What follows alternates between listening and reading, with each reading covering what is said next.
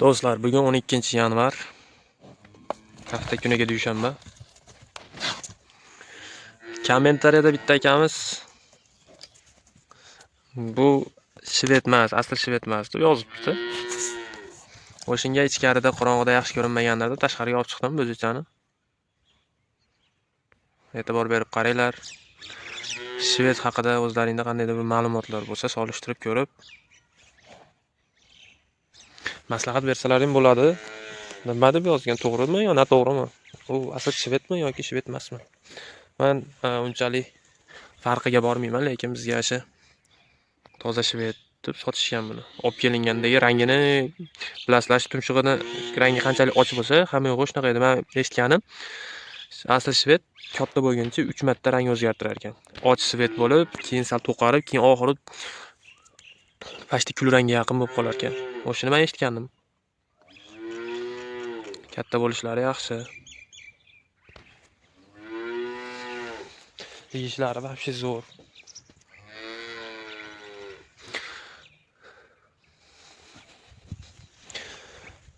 Do'stlar, ki maslahatlaring kerak. Mana u ko'rayotgan bo'lsalaring, qo'tiri yo'qolmayapti. Qo'tiri yo'qoldi desam, yana chiqyapti bunga. Ularning orqasigacha qo'tir bo'lib ketdi hozir. Mas surkadim, lekin bilmayman, foydasi bo'lmayaptimi, baroy bo'lyapti hali ham. Foydadan ko'ra naborot ko'payib ketyapti. O'shinga qandaydir bir mazmun, qandaydir bir davolash uslubini bilsalaring yozib qoldiringlar.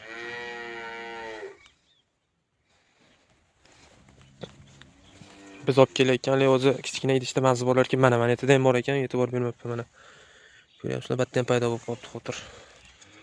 Hozir ko'p joyiga surkadim buni. Quloqlarini orqalari manag'ida ham bor ekan mana. Makka ham surkadim. Beriyaga surkadim. Aytiga surkadim. Yana surkaydigan joyi bor ekan. Sizlarda mollaringdan paydo bo'lganda qaysi usulda yo'qotgansizlar? Kommentariyada javobini yozib qoldiringlar. Ichkarida bo'kir yotibdi, sheriga ola. Quyosh chiqib qoldi, sekin tashqariga olib chiqaman, salmo yerlar selga olsin.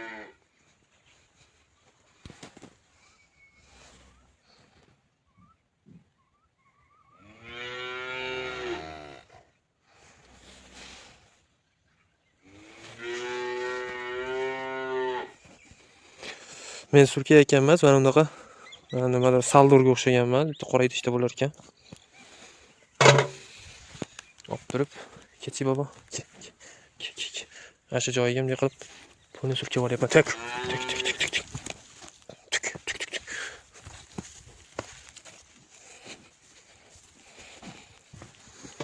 G'ashi kelgandanmi yo og'rigandanmi bilmayman, tek turmayapti. Tuk.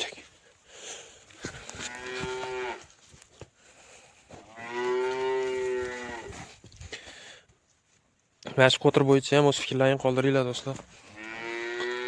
Tuzataylik bularni endi. Xudo xolasa sekin chilla chiqib olsa, kunlarcha isib ketadi. O'shunda tashqariga olib chiqamiz deb bo'ladi.